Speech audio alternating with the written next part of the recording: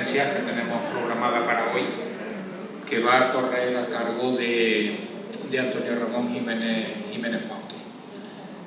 Antonio Ramón es licenciado en Ciencias Religiosas, máster en Ciencias Religiosas, persona muy vinculada al mundo de las cofradías en nuestra ciudad, y ha participado en numerosos, de lo que podemos denominar eventos cofrades, ¿no? Él ha coordinado algunas obras relacionadas con el mundo de las cofradías, como Cabra Cofrade o Patrimonio Cofrade Gabrense, publicados por el Ayuntamiento de Cabra. También en su cuaderno de Gabrense sobre las fiestas en Cabra estaban incluidas la celebración de la Semana Santa.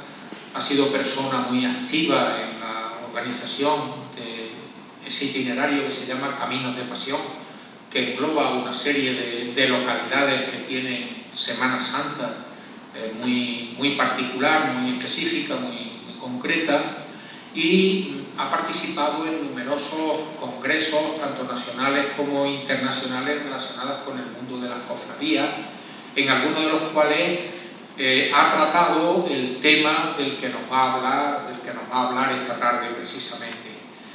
Ha participado también en la Red Europea de Celebraciones de Semana Santa y de Pascua.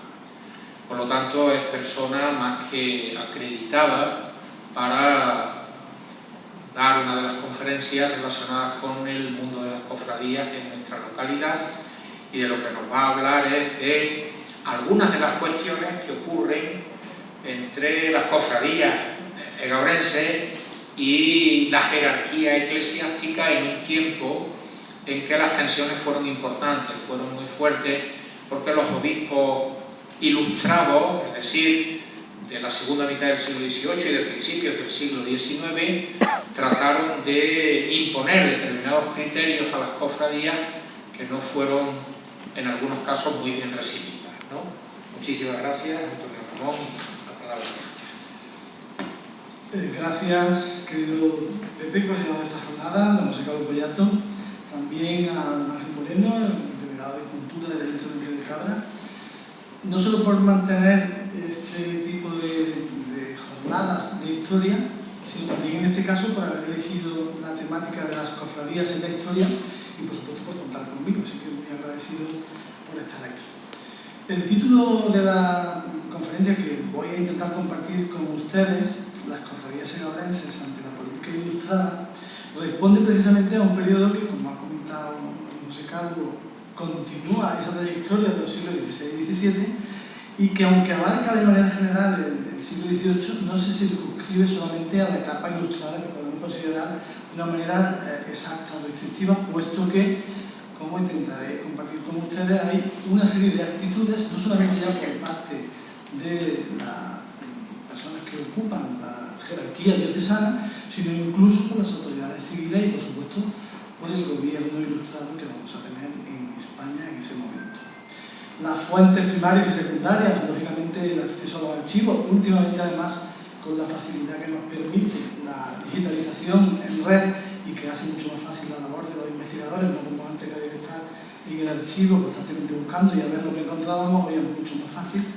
Y luego una serie de fuentes secundarias que, como en este caso, hay que comentar, que se refiere, por ejemplo, a Cabra, los libros Cabra en el siglo XVIII, de José Luis Casa y de José Carlos Boyato, o los trabajos de Antonio Moreno Hurtado, y por supuesto algunos otros dispersos sobre Semana Santa, trabajos de Lourdes Pérez, de José María Garrido y de un buen número de colaboradores de medios de comunicación que han permitido que estas fuentes secundarias tengamos, tanto de autores locales como en otros ámbitos, una visión conjunta que nos va a permitir plantear determinadas situaciones y que, si me permiten, yo voy a intentar plantear algunas conclusiones que podrían no coincidir con lo que en algún momento se ha podido plantear.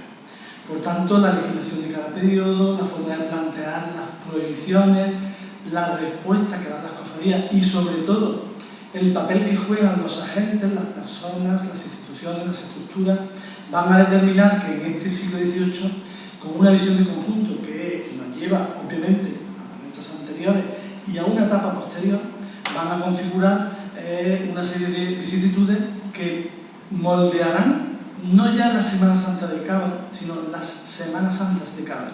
¿Por qué en plural? Porque no nos podemos circunscribir a una sola manera de representar la Semana Santa, sino que tenemos que hacerlo a esas formas que cada momento le ha dado a la manera en que los segovienses hemos vivido o vivimos la Semana Santa. No podemos escapar a la situación general del país, de la provincia y del municipio, precisamente en esta etapa central en la que tienen lugar los acontecimientos que vamos a compartir. Por supuesto, la visión, aunque sea muy somera, de las mentalidades y de las actitudes de estos agentes institucionales. Y por supuesto, no es solo un episodio de historia social puntual, sino que atañe a todas las comunidades, atañe a todo el territorio español y tiene una normativa general con determinadas consecuencias según el sitio donde se aplica. El elemento unificador, y al primero que me voy a referir, aunque luego lo haré con más detenimiento, es un documento fundamental para conocer. José Calvo hablaba antes de las constituciones sinodales, que son fundamentales también en la época posterior. Pero hay un elemento unificador de carácter global para España y que responde precisamente a la idea ilustrada en el siglo XVIII, que será el primer intento, no consigue quizás todos los objetivos, pero sí de conocer de una manera lo más precisa posible cuántas cofradías hay en España por municipios y provincias, cuántas fiestas hacen y cuánto gastan. Se trata del denominado Expediente General de las Cofradías del Reino, que promueve la administración borbónica en el reinado de Carlos III y que es una fuente privilegiada porque nos da, municipio por municipio, todas estas indicaciones. Sí que es verdad que no podemos tampoco obviar la importancia que tiene algo en este periodo como es la política regalista, ¿no? El papel que la monarquía hispana juega frente a lo religioso y que será uno de los elementos que van a defender en todo momento, también estará ahí. Y precisamente la forma de la espiritualidad que podríamos decir que entronca con esta espiritualidad barroca que hemos visto en los siglos XVI y XVII está muy enraizada. Todo el pueblo, todos los pueblos, tanto el ámbito rural como los ámbitos urbanos, tienen una manifestación de Semana Santa donde participa todo el mundo, pero vuelve a, de alguna forma, pretenderse una espiritualidad más, digamos, interiorizada y menos ritualista, precisamente por esas circunstancias que provocan las celebraciones. Por tanto, todas estas directrices van a permitirnos atisbar, de alguna manera, por qué se llega a los fenómenos que tienen lugar en la España de mediados del siglo XVIII en relación con las cofradías y que se van a mantener prácticamente hasta mediados del siglo XIX, incluso a finales, ¿no? Un primer dato que sí creo que debemos compartir, cómo la Ilustración influye en todo esto. Lógicamente es un movimiento intelectual, filosófico y cultural de la Europa del siglo XVIII de primer orden, con una gran incidencia política y social y que influye lógicamente en los territorios de la corona española, tanto en España como en América, porque como veremos también influye en los territorios, sobre todo en México y Nueva España, ¿no? Y en el periodo de Carlos III, entre 1759 y 1788, es precisamente cuando se va a dar una serie de cambios en las instituciones que van a pretender una nueva legislación que quiere cambiar el Estado. Es decir, vamos a intentar cambiar, dicen los ilustrados, esa España del antiguo régimen para convertirla en algo nuevo. Y precisamente uno de los objetivos será que todas las reformas alcancen a todos los lugares, de manera que lo que dicta la corona desde la corte tiene que llegar hasta el último municipio. Y para ello vamos a modificar, bueno, pues como son las propias estructuras de las ciudades. Habrá una normativa legal, el decreto de nueva planta de Felipe V, con la idea de crear un marco legal para un nuevo Estado que sería todopoderoso y que va a conllevar una amplia carta de reforma desde el punto de vista jurídico, político, administrativo, fiscal, agrario, industrial, comercial y, por supuesto, social.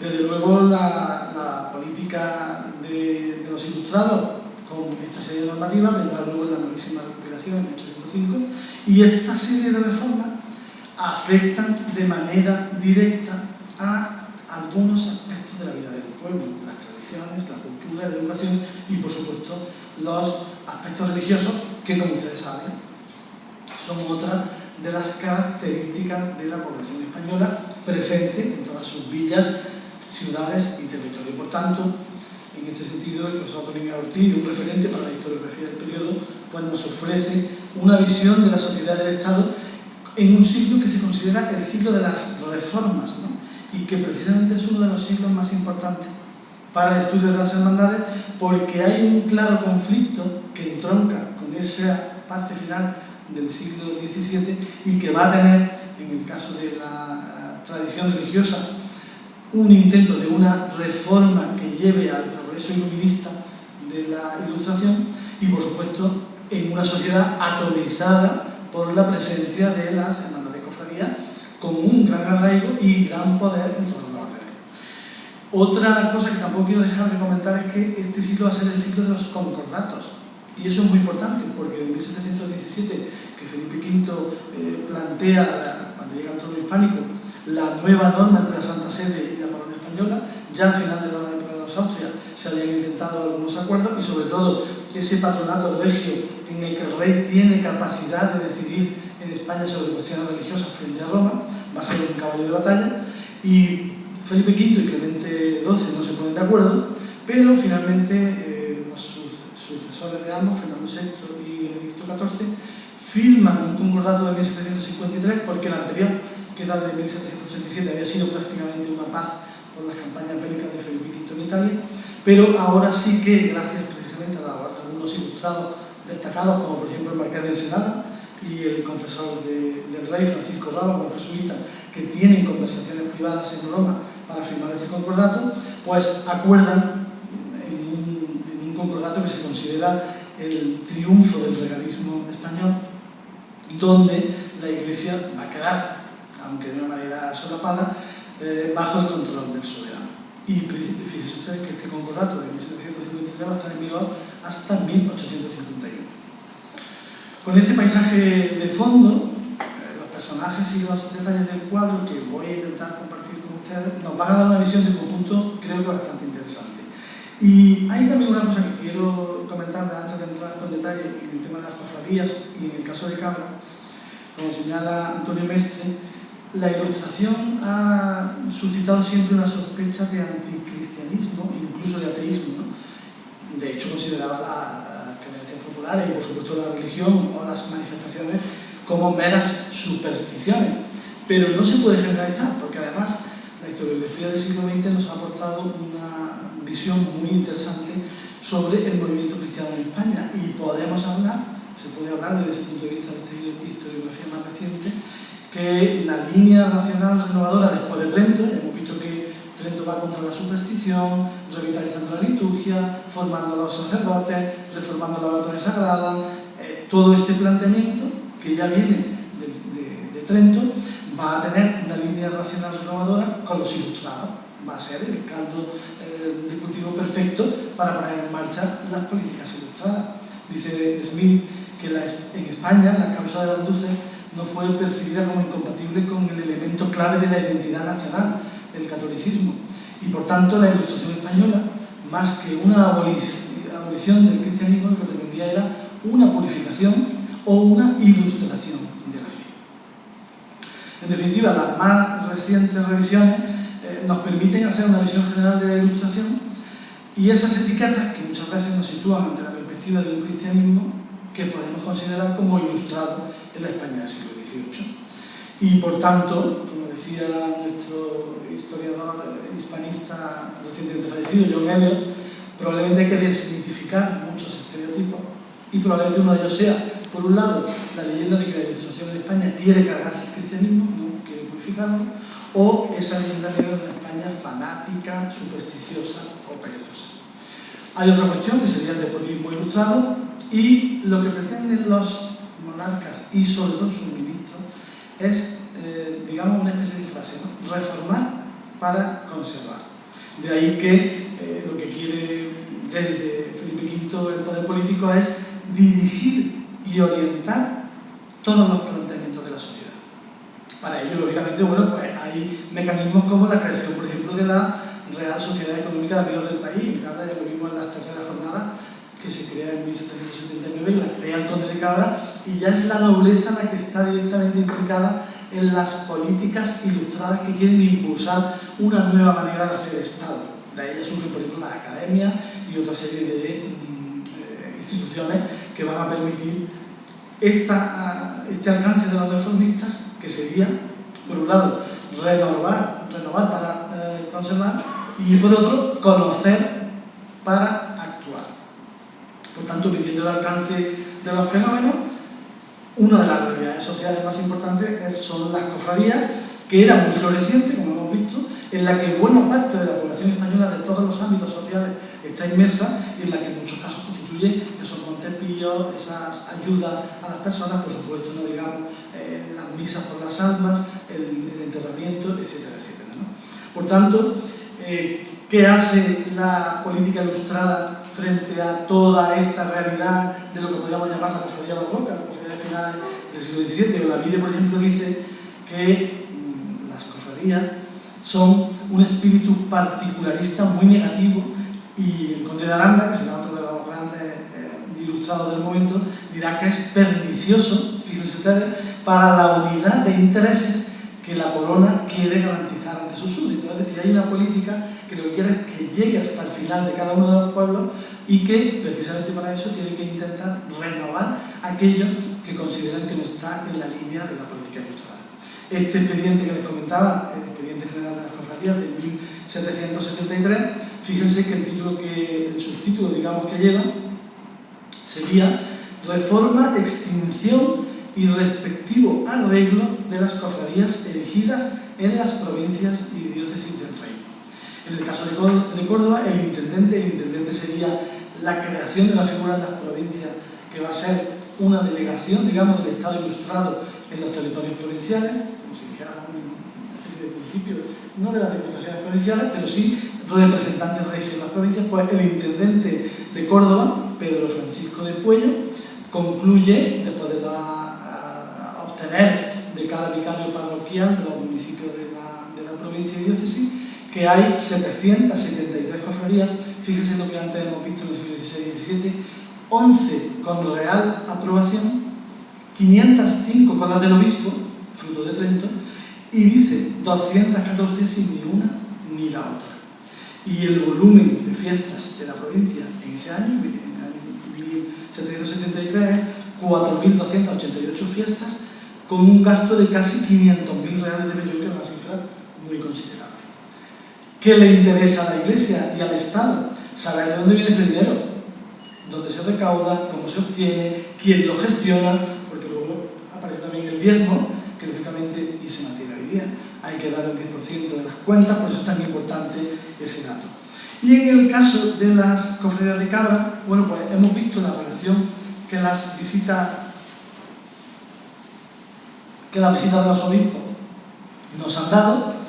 Pues en el caso de la encuesta general de 1773 tenemos la cofradía de la Veracruz con una fiesta y 2.400 reales con aprobación eclesiástica, el Nazareno, la Soledad y la Aurora, que es de 1727, que surge después, y esa sí que observamos el producto original, las actas fundacionales. El Nazareno tiene dos fiestas, la de la Cruz, que ha comentado José Calvo, y la propia del Viernes Santo, con 800 reales de gasto. No tiene aprobación, según esto. Fíjense que ahora comentaré por qué en el documento, en esta encuesta que quiere ser muy exhaustiva desde el punto de vista de lo que pretende el Estado ilustrado, por qué no es tan precisa. Porque probablemente las cofradías no quieren contar todo lo que tienen, y en la encuesta probablemente falten a cosa hecha alguna referencia. Bueno, pues dice que el Nazareno, la Soledad y la Aurora no tienen ninguna documentación o aprobación, cosa que ahora desmentiremos, como otro documento que les voy a contar. La de la Virgen de la Sierra tiene solo una fiesta y solamente de gasto 300 reales de Bellón. Esto no coincide con ninguna de las cuentas, libros de cuentas de las cofradías. Había un gasto mucho más superior, porque nada más que el censo y otro tipo de ingresos ya teníamos más monumentos, ¿no? La del Santísimo tiene 12 fiestas, la que más tiene, y 4.800 reales. La de Ánimas una fiesta 1.500, San José una fiesta 700, el Rosario de Santo Domingo, ya unida al Dulce Nombre y a la Ave María, 15 fiestas y 1.400 reales. La del Rosario de Río Frío aparece como otra cofradía del Rosario, una fiesta de 50 reales de Bellón, y la de San Pedro, 100 reales con una sola fiesta. Hay una cofradía de la Caridad, que probablemente pueda ser la de la Santa Caridad, que no tiene ninguna fiesta y que no. El volumen de gasto de las fiestas de las cofradías en Cabra es de 12.750 reales de Bellón. Y tienen aprobación eclesiástica las que ahora veremos, que probablemente sean las que quieren mantener: Santísimo, Ánimas, San José, Rosario y Dulce Nombre. El intendente no se corta un pelo, si me permite la expresión, a la hora del documento. El documento además lo podéis consultar en el archivo del portal de los archivos españoles, está digitalizado y perfectamente asequible en el PARES, ¿no?, del Ministerio de Cultura. Y dice, en el caso, hay dos declaraciones que me ha parecido significativo compartir con ustedes. En el caso de Toledo dice: las cofradías se propasan con el pretexto de fiestas y procesiones y hacen gasto como son comidas, refrescos, incluso fiestas de toros, las que parece que serían más del agrado de Dios se prohibiesen rigurosamente para evitar las malas consecuencias que advierten de 1. empobrecerse y adeudarse los que las costean, y 2. abstraerse generalmente la gente de sus ocupaciones y encargarse tal vez de los vicios que, lejos de agradar a Dios, le ofenden. Eso lo dice el intendente de Toledo. Y el de Córdoba, que tampoco se corta nada, dice que estas congregaciones, ojo al dato, carecen de rentas, lo que les interesaba era saber cuánto había, y que sus gastos son suplidos por los congregantes, las limosnas voluntarias de los hermanos mayores, con crecidas sumas que no tienen aplicación útil, dice el intendente, y concluye más o menos: por esto he creído, como útil al servicio de Dios y alivio al común de los vecinos, que se supriman todas aquellas cofradías, congregaciones y hermandades que no tengan rentas, y que si las que quedaren las tuvieren, se limiten sus gastos al producto de ellas y únicamente a los ejercicios de devoción.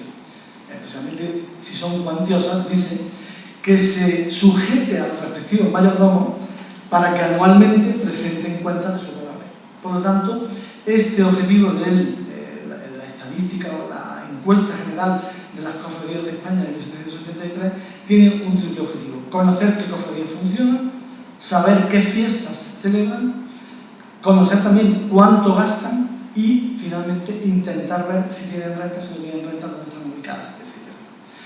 Puello, en este documento, dice que deberían permanecer las que se componen de sacerdotes y las escuelas de Cristo, otra creación del Estado Ilustrado en la que los intelectuales van a querer estar, y que es una espiritualidad muy distinta y además con unos clausos para entrar en un funcionamiento distinto.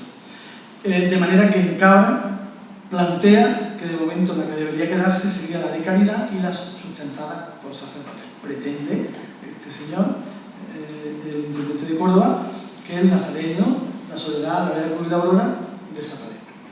Y esto es de 1773. Y fruto de la política ilustrada. Tenemos otra documentación anterior que es muy interesante, porque tendríamos, pues, por ejemplo, el caso de Ensenada, donde nos da una información precisa, esta encuesta de cofradías. Luego tendremos en 1787 el censo de Florida Blanca, en el que se habla de las distintas cofradías que hay, la fecha de fundación, las personas con sus profesiones, etc. Una información detallada también. También está el documento asequible al alcance de todos en el portal del Archivo de España. Pero digamos que esta cuestión política, que es fundamental porque viene desde la monarquía ilustrada y desde los planteamientos que los miembros del gobierno van a hacer, tiene un antecedente previo. Estamos hablando de finales del siglo XVIII, 1787, 1773, pero vamos a tener unos antecedentes que entroncan con esas realidades finales del siglo XVII y con directrices que no vendrán desde la política ilustrada, sino desde los obispos titulares de la silla de Osio. Y en este sentido, las normas que dictan los titulares del Obispado de Córdoba van a ser, tanto en Semana Santa como en las fiestas patronales del Corpus, muy restrictivas con las manifestaciones de la religiosidad popular. ¿Qué pasa con las cofradías? Pues que están viendo que se trata de un ataque frontal que viene de la autoridad eclesiástica. Es decir, las cofradías dicen como nuestros propios impulsores son ahora los que nos dicen que cortemos con todo esto, ¿no? Y lo que se pretende, por tanto, es atentar contra las costumbres populares, y las cofradías van a reaccionar como ahora veremos. Ya hemos visto que en el siglo XVI nos encontramos referencias al comportamiento de los cofrades en manifestaciones de hermandades, por la tutela que ejercen los responsables de la diócesis. El auge de las cofradías tras Trento, bueno, pues hace que haya una realidad social en todos los sitios. Y el obispo Rojas de Sandoval, por ejemplo, a finales del siglo XVI, dirá que para elevar el nivel religioso de los fieles se extirpan las malas costumbres y supersticiones. Por lo tanto, ya casi después de iniciado Trento, ya vemos que en los obispos hay una actitud de frenar lo que había cobrado una vitalidad impresionante. Las constituciones sinodales, bueno, por supuesto, hablan de que no se puede desviar de la ortodoxia, y hay determinados obispos que llegan a este mismo tipo de conclusiones, y tendremos ya de final del siglo XVII, de 1672, una real cédula de Carlos II que empieza a decir que no se lleven las caras tapadas. Hemos visto cómo no se debería hacer la disciplina pública, pero sin embargo ahora el propio monarca establece que no se lleven las caras tapadas. Y eso va a ser una constante de todo el siglo XVIII y XIX, que no se lleven las caras tapadas, que no haya capuchones, que se eliminen los cubrirrostros, y ese es el origen, por ejemplo, de que se pierdan los capuchones en cámara. Habrá otros decretos del cardenal Salazar al final del siglo XVII, y a partir de ahí, en 1704, digamos que ya iniciado el siglo XVIII, tenemos una primera prohibición que va a decir, fíjense que hablábamos antes que las cofradías serían de madrugada, el Viernes Santo, el Nazareno, o el sábado, la madrugada del sábado de la soledad. Bueno, pues ahora el cardenal Salazar dice que no se celebren las procesiones de noche, y las cofradías deben recogerse antes de anochecer. Yo aquí encuentro una causa para dos cambios fundamentales de la Semana Santa de Cabra. Uno, la soledad deja de salir el Santo por la noche y sale el sábado santo por la mañana. Dos, hay una tradición que ustedes recordarán que decía que el corpus no se podía recoger de noche. Viene por esta directriz del cardenal Salazar. Pero a partir de ahí, bueno, pues la creación, por ejemplo, de la Cofradía de la Aurora, que organiza las cofradías del Miércoles Santo desde 1729, ya en un periodo ilustrado. Jiménez de Venezuela va a ser un cabecilla que combatirá de manera expresa las políticas de los obispos ilustrados, incluso crea la Cofradía de la Aurora en contra de la Veracruz. Conocemos el curioso pleito cofradiero que se entronca, y algunos documentos que precisamente don José Carlos Bollato aportó a la Cofradía del Huerto para descubrir cómo Jiménez de Venezuela sale de la Veracruz para crear la Cofradía de la Aurora y la oración en el Huerto. Y bueno, pues a partir de ahí hay recurrentemente todos los obispos, Tomás Rato en 1732, que no se lleven las caras tapadas, ni tambores, ni trompetas. Las crónicas que podemos tener, algunas no, las actas escriturales de Cabra en ese periodo están desaparecidas, también en la Real Chancillería de Granada hubo un incendio en ese periodo, algunas cosas del siglo XVIII, pero hay documentación que nos permite decir que hay una oposición creciente entre los cofrades, aunque muchas tradiciones, a fuerza de la insistencia de los obispos, van a cambiar finalmente. En este desarrollo normativo eclesiástico, Cabra es una ciudad de la localidad de la provincia que tiene instrucciones concretas desde el primer momento. Además, curiosamente, Pepe lo ha comprobado, es una de las localidades con más visitas pastorales de toda la diócesis documentadas. Es curioso cómo, casi probablemente eso sea lo que luego decían que visitan Cabra de ese obispo, ¿no? El obispo venía recurrentemente a Cabra y costan las visitas. Bueno, pues hay un expediente de 1742, y fíjense que entronca con lo que hemos visto antes, en el que el obispo dice: por cuanto con mucho sentimiento hemos llegado a entender que con el motivo de las colaciones que dan los hermanos mayores, esto es el origen de los gastos, ¿no?, de las cofradías de la Villa de Cabra, se quebranta por algunos el santo precepto del ayuno y se siguen y cometen determinados excesos con nota de escándalo de los devotos y timoratos, ¿no? Entonces, dice, mandamos, 1742, que no se dé comestible alguno con título de colación, ni antes ni después de las procesiones. Y que si no lo cumplen, la pena será de excomunión y 4 ducados de multa. La contestación de las cofradías de Cabra es radical. Sorprendentemente, nosotros somos muy laxos para actuar en determinadas cuestiones, pero en este sentido responden. Y hay una reacción muy importante. En 1744, Antonio Moreno tiene documentado, precisamente en la revista Mosaja de la Casa de la Cultura, en un curioso pleito cofradiero, y se produce un pleito a 5 niveles: Real Chancillería, Nunciatura, Obispado, Corregidor y Vicario Parroquial. Y además un pleito con una documentación interesante, porque en esa documentación encontramos cómo los hermanos mayores dicen: protestaré 1, 2 y 3 veces y cuantas en derecho sea necesario. Y eso es una fórmula política de un acto de jurisdicción voluntaria, por lo tanto no es una protesta sin más, además de que ahora veremos que algunas deciden no salir a la calle, sino que van a un pleito en toda la ley. Aquí se atisba porque son 4 cofradías, 4 archicofradías, hemos visto Veracruz, Soledad, Nazareno y Aurora, que cada una se encargaba de las procesiones de un día: la Aurora el miércoles santo, la Veracruz el jueves, el Nazareno el viernes y la Soledad, que sale el sábado. Bueno, pues, ¿cuál es la respuesta de la Chancillería? Y que es contundente: las cofradías deben obedecer a su prelado. Y si tienen alguna objeción, pues ya que vayan a los tribunales competentes donde acudir, que son los eclesiásticos. Y bueno, aquí hay una frase, Lourdes Pérez la recoge en algún trabajo, donde la respuesta de la autoridad eclesiástica va a ser siempre la misma. La civil, ya hemos visto que le dicen: si ustedes son entidades religiosas, vayan a los tribunales eclesiásticos.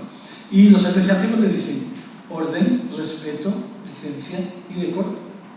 Luego, esa actitud que podía enmascararse en lo que son las actitudes de los obispos ilustrados, y efectivamente lo que hacen los obispos es aprovechar la coyuntura del Estado ilustrado para insistir en todas estas normas, llega a los límites más insospechados por parte de las hermandades con el obispo Vicente Cibrián en 1744, ¿no? Aquí las cofradías de la Veracruz y de la Soledad deciden no salir. El Nazareno sale con una serie de altercados, parece ser que singulares, y la Aurora decide salir, y Jiménez de Venezuela dice que si hay que acudir a los tribunales, que se acude.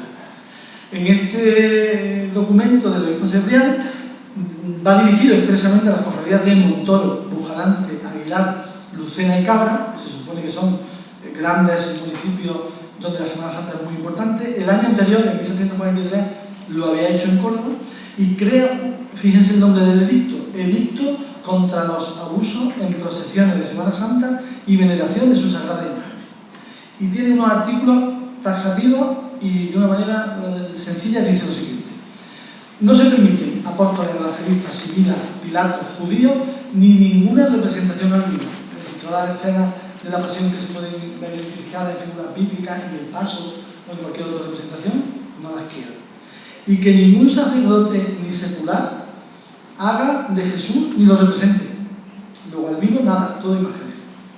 Que vayan con la cara descubierta y sin falda, es decir, que lleven túnica de capuchón, parece como las faldas cortas que podemos ver a lo mejor en la Santería de Lucena.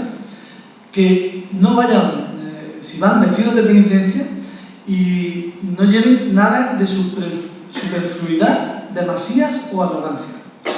Que no haya más disciplina de sangre que de la de madeja, es decir, que no haya otro tipo de disciplina de cadena, de espinos, de cristales, que si se lleva alguna cruz sea moderada, y en el caso de ir a la vía sacra, decía ser vía crucis, que lleven una calavera o un pequeño crucifijo. Que no concurran mujeres ni se ejerciten, porque no es propio de este sexo ejercitarse en público con semejantes mortificaciones. A las 9 de la noche del Jueves Santo se cierra la iglesia, es decir, el monumento que se visitaba toda la madrugada no se podrá visitar. Y que los mayordomos no den ni colaciones, ni refrescos, ni agasajos, por ser expresiones demostrativas de fiesta y no de la mortificación que deben tener los fieles en estos días. Ese decreto, imagínense ustedes cómo cae en las cofradías de la diócesis. Es decir, el obispo nos dice que se acabe todo. Aquí volvemos al triduo sacro del templo, y ¿qué pasa con los 4 cofradías de Cabra, como he comentado? Bueno, pues buscan una manera de pelear, de protestar, y bueno, no tenemos resultados por eso de que faltan las actas capitulares y no sabemos exactamente qué repercusión. Aquí hay una referencia también en el manuscrito de Carpio, y lo que hacen en ese primer intento que a mí además me gusta plantear, que es la primera vez que las 4 grandes archicofradías de Cabra se unen como si fuera una especie de primera o primitiva agrupación de cofradías, pensando históricamente, no como la pensamos hoy, sino en su contexto, y que luego se volverán a unir en 1811 para protestar contra la invasión francesa, ¿no? Bueno, pues este pleito nos ofrece una información en la que ya, fíjense que estamos en 1744 y que antes, en la encuesta general de 1773, se dice que estas cofradías no tienen estatutos. Sin embargo, en el 44, en estos pleitos, sí que los han presentado. Por lo tanto, probablemente hayan presentado la documentación al obispado y no se haya devuelto. De ahí que no aparezcan luego los originales aquí.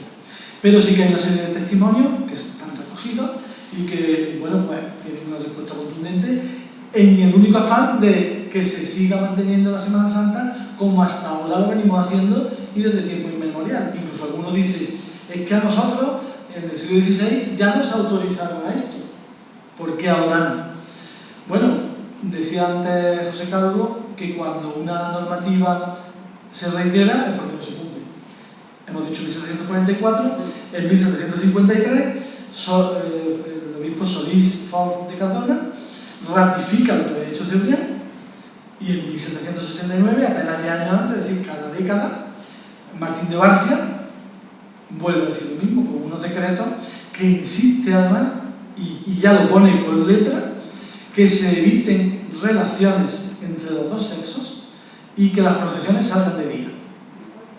Este prelado, en 1766, Martín de Barcia, dicta incluso unas normas de cómo se debe vestir la gente, ¿no? Que no se lleve el sombrero de una manera, que la cama vaya de otra, y dice, fíjense qué curioso, porque aquí se une, digamos, la política eclesial de los obispos de Córdoba con la de los ilustrados del gobierno de Carlos III, dice que mis diocesanos respeten al soberano español las nuevas leyes y sus ministros, y que mis vicarios, así como los justicias de la ciudad, hagan lo mismo, bajo penas contempladas en el derecho canónico. Es decir, el obispo dice que cumplan los diocesanos lo que dice el rey. La segunda mitad del siglo XVIII tiene la misma tendencia, ya lo estamos viendo, ¿no? No hay una sistemática manera de atacar, y aunque efectivamente todo no cambiaría, pero sí que hay formas que se van a modificar, ¿no? Y siempre hay una constante llamada a la honestidad, a la decencia, a la compostura de los que participan en las procesiones. Esa espiritualidad que, por ejemplo, tiene la Escuela de Cristo, la Santa Caridad u otras instituciones similares, como por ejemplo la Venerable Orden Tercera de San Francisco, o incluso, por ejemplo, los servitas de la Virgen de las Angustias, que se fundan en el convento del monasterio de las Agustinas, también en torno a 1697-1720, tienen una espiritualidad distinta. De hecho, no se manifiestan tanto en la calle y tienen una espiritualidad que iría más acorde tanto con lo que había dicho Trento como con lo que quieren ahora los obispos. A esta conjunción de normas que vienen a intentar romper con las viejas costumbres y establecer rasgos de, digamos, modernidad, pues hay un montón de prohibiciones que van a ser, perdón, de cofradías que van a ser prohibidas directamente en el reinado de Carlos III. Y ahora llega la norma civil. La cédula del 20 de febrero de 1777 de Carlos III va contra los empalados, los disciplinantes, se prohíben las túnicas o las caras tapadas, se extinguen las cofradías gremiales, que deben tener un papel muy importante, y hay que reformar las demás, fusionándolas con las sacramentales. Como hemos visto antes, los intendentes y los vicarios dicen que se conserven aquellas cofradías, bien porque dan culto al sacramento, pero sobre todo porque están controladas por el párroco y por los propios sacerdotes. Mientras que todas estas cofradías, como hemos estado viendo, no están al amparo del poder eclesiástico directo. ¿Por qué? El Nazareno está en San Martín, un convento y una antigua capilla. El Calvario tiene su ermita, dependiendo también del Nazareno. La Aurora tiene su ermita en la calle Granadal. La Soledad tiene su ermita, la de Santa Ana, la Veracruz está en San Juan, que además tiene sus propias cuentas de fábrica. Es decir, escapan de un control directo que va a beneficiar a todas las hermandades. ¿Qué es lo que intentan, por tanto? Pues como los vicarios y el intendente han dicho que se queden aquellas cofradías que tienen una relación directa con la Iglesia, pues van a intentar la fusión con las sacramentales, la fusión con ánimas, la fusión, por ejemplo, con la Escuela de Cristo, o bien, y hay un caso muy curioso, la obligación de que, como tienen que estar aprobadas por el Consejo de Castilla, pues precisamente se vendan algunos de los bienes de las hermandades. En 1698 se produce esta desamortización encubierta para destinar a entidades benéficas y eclesiásticas. Luego se invertirá en deuda pública, pero claro, esto daña de muerte a las cofradías, porque además como estructura se quedan sin saber qué hacer. Digamos, luego lo comentaré con la desamortización. Bueno, pues, por ejemplo, la Cofradía del Preso tiene un caso muy curioso. Se convierte en una cofradía netamente asistencial. Mandan un memorial a Córdoba diciendo que quieren seguir manteniendo todos sus elementos, probablemente lo residual de hoy, de los judíos, de esa manera tan particular de la Cofradía del Preso, pueda venir de ese intento de mantener la tradición, pero para quedarse en el ámbito de lo que la política ilustrada, civil y religiosa quiere, ¿qué hacen? Pues crean una botica, un hospital. La cofradía se convierte en el centro asistencial de sus hermanos. Eso hace que el Señor de las Multitudes se llene de hermanos, porque todo el mundo va a tener ya la asistencia espiritual, la atención a la hora de la muerte, incluso el internamiento, y además van a tener sangradores, boticarios, médicos que van a atender a las enfermedades. Por lo tanto, la presencia de una cofradía asistencial como la del Preso hace que evolucione y probablemente las otras pierdan fuelle y esa se mantenga en este periodo. Pero como decía, las cofradías van a quedar heridas de muerte, ¿no? Con esta pérdida de rentas, control exhaustivo, eliminación de toda posibilidad de aquello que es habitual, y eso hace mella porque, por otra parte, algunas de las élites que también en ese periodo se crean instituciones municipales como el síndico personero o los diputados del común, que intentan ser una especie de inicio democrático de los ayuntamientos, muchos de ellos están metidos en las hermandades. Por lo tanto, el responsable de llevar a cabo las políticas digamos de prohibición va a ser, por un lado, el vicario, que va a estar en muchos casos en sintonía con la cofradía, y por otro, el corregidor, las personas que se encargan en el ayuntamiento. Por lo tanto, ahí se crea un conflicto verdaderamente importante a la hora de aplicarlo en las ciudades. Es verdad que en el caso de Cabra el resultado es distinto. Ahora voy a comentarlo, las conclusiones a las que yo creo que podemos llegar, y en el caso de otros municipios sí que crean otras entidades, porque ¿qué es lo que dicen? Bueno, si yo no voy a estar sometido a la disciplina del obispo, porque no me va a dejar que haga lo que vengo haciendo desde antiguo, pues voy a crear otras corporaciones. Otro día lo Cofradía de Montegenil. Las corporaciones bíblicas de Montegenil son la respuesta de la cofradía a esta política. Bueno, yo no dependo de la Iglesia, creo una corporación y yo me pongo mi figura bíblica y ahí me mantengo.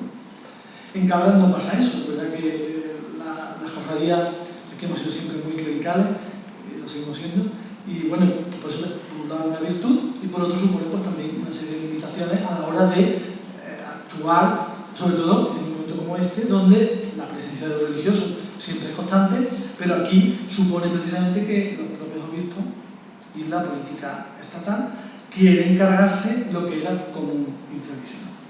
Pero estas sucesivas prohibiciones del siglo XVIII no acaban ahí, porque podemos pensar, bueno, circunscribimos al siglo XVIII, la política ilustrada llega a su cenit, los obispos siguen dando sus propias instrucciones y, bueno, las cofradías se adaptan, mal que bien, como cada uno está en su capilla, en su ermita o en su iglesia, se llevan bien con el párroco y van funcionando.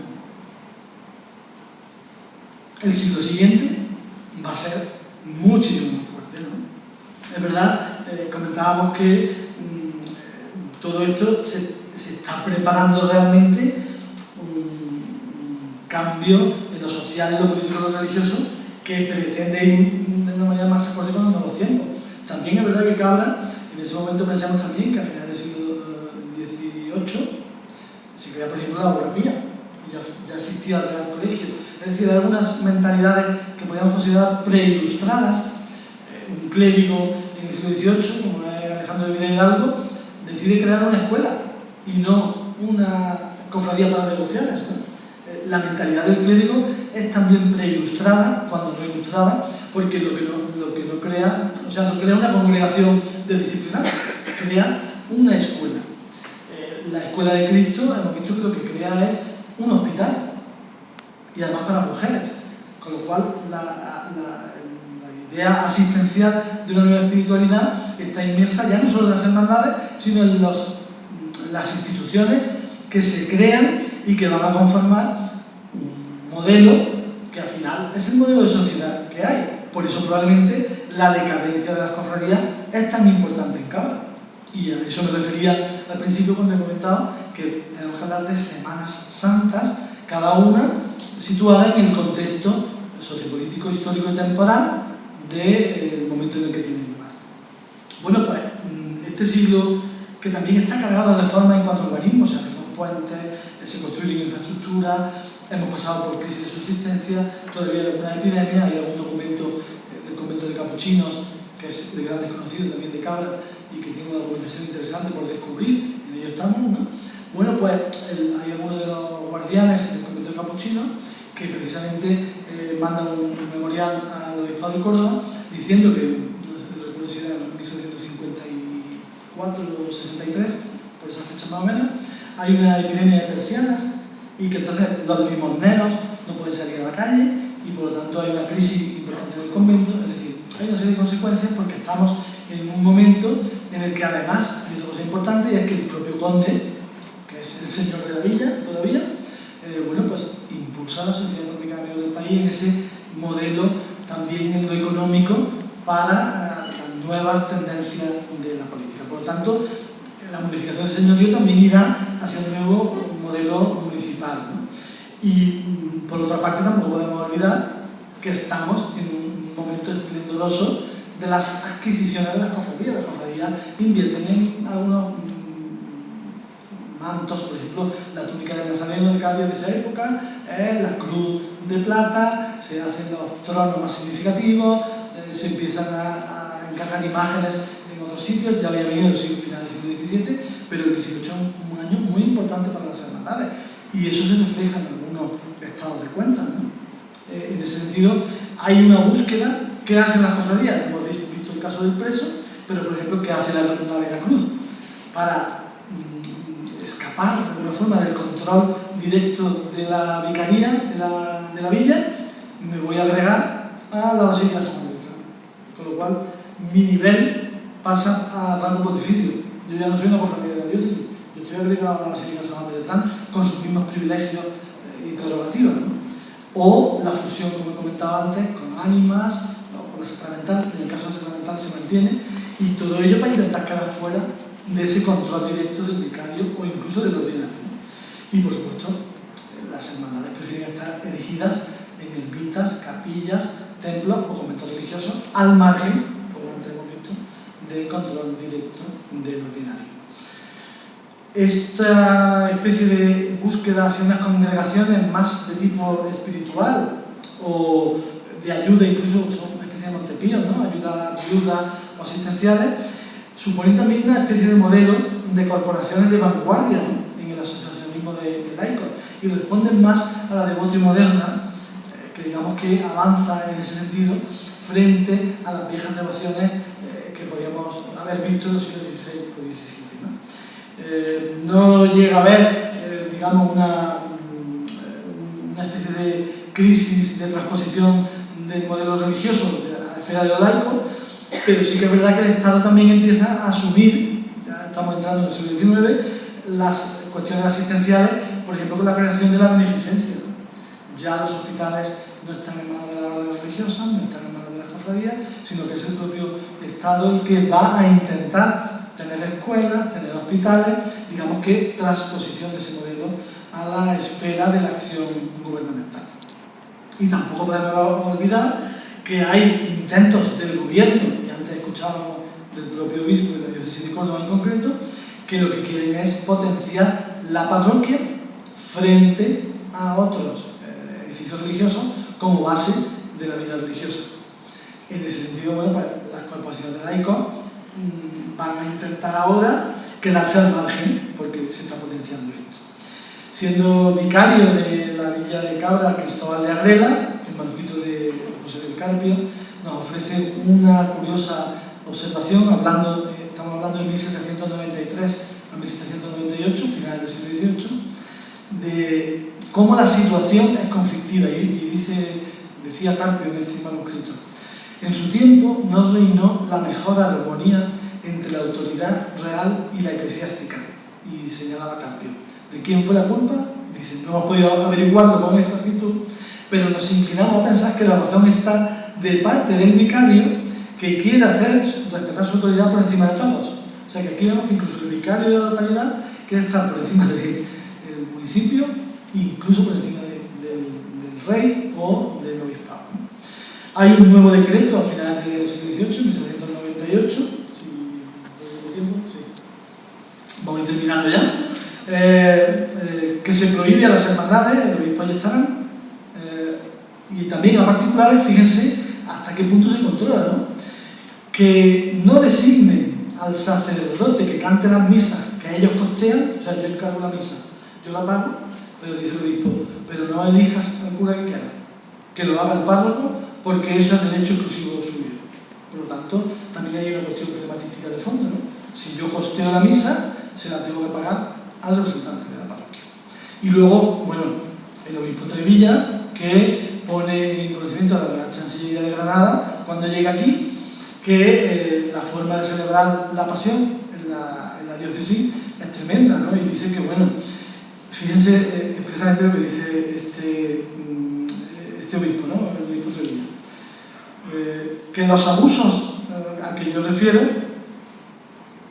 por lo común los hombres están poseídos de la embriaguez, incluso las personas sagradas y de los misterios de nuestra religión, y además ejecutan ruidosas solemnidades en el tiempo serio de la Semana Santa, en las que presiden párrocos, justicia y ayuntamientos, ¿no? O sea, el obispo Trevilla, que viene de Elche, se extraña que cuando llega a Córdoba esto es una fiesta y está todo el mundo embriagado, los curas presidiendo, los justicias de la villa en las procesiones, pero esto qué es, ¿no? Sería la expresión del obispo. ¿Y qué hace?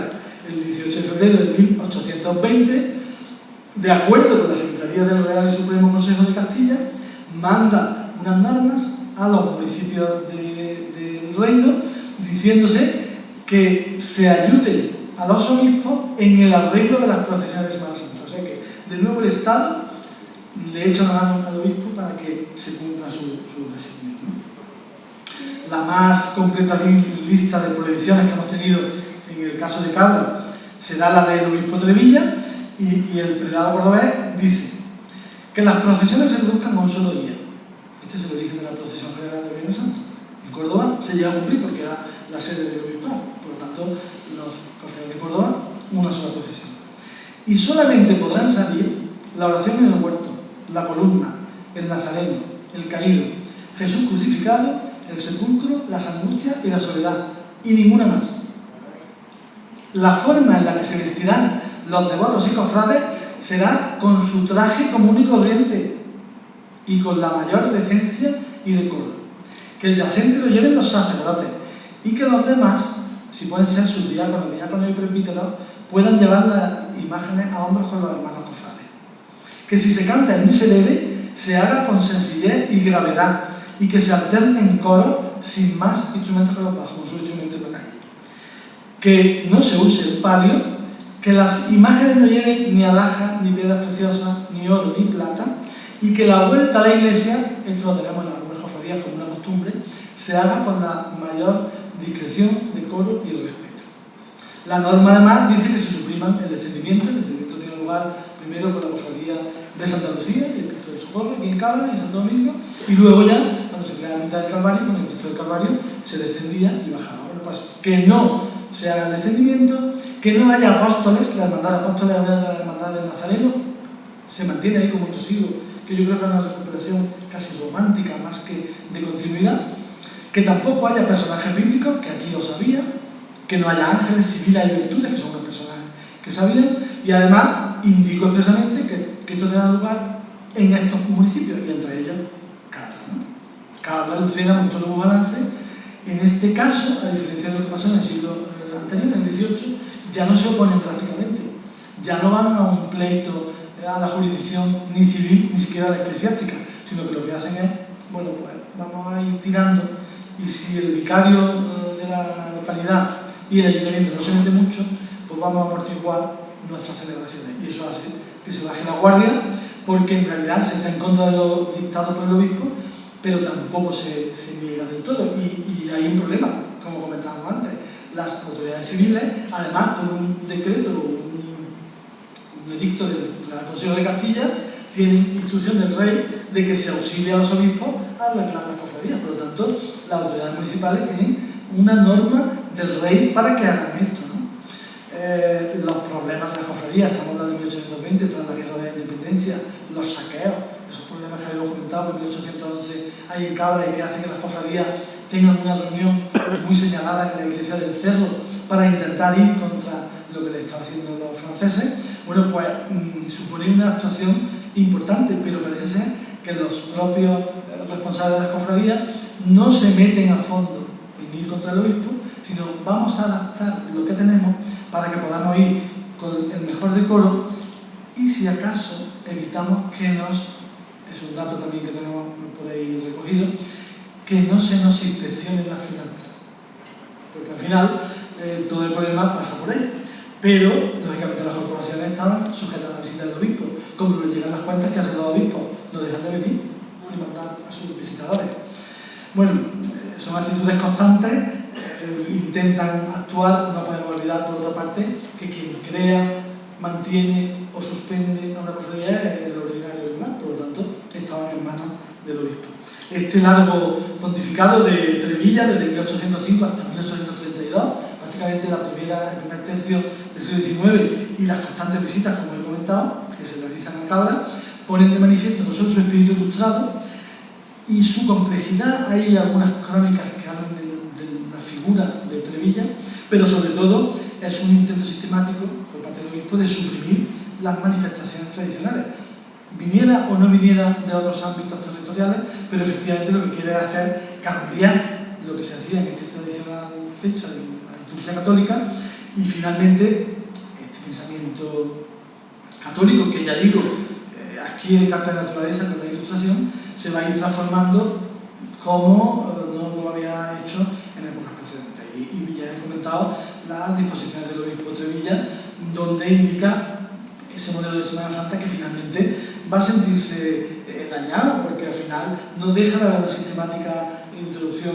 de medidas prohibitivas, y luego además estamos también en un contexto en el que bueno, pues, hay cambios de política, etcétera, etcétera, ¿no? La desamortización de Mendizábal ya en el 36 incidirá sobre todo en las órdenes religiosas, luego las cofradías se quedan en la calle, y las Nazarenos ya no están porque se van a las dominicas, los dominicos se van y la cofradía de Santa Lucía se queda sin casa, la Soledad, mal que bien, o la Aurora también se quedan, pero bueno, hay un problema de fondo. Las cofradías ya habían sido sistemáticamente atacadas en la indumentaria, en las manifestaciones, etcétera, etcétera, etcétera.